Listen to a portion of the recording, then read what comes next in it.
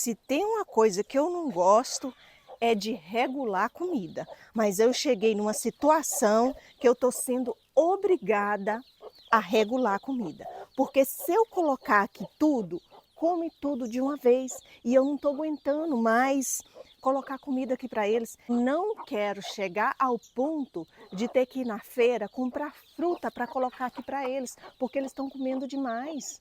Eles querem comer tudo de uma vez, estou colocando aqui, ó, um terço de uma mão. Olha o tamanho aqui, ó, o tamanho, ó, bem maior do que a minha mão. E quando chegar, agora é 9 horas. Quando der 2 horas da tarde, já não tem mais nada aqui. Agora me diz, eu dou conta? Não dou.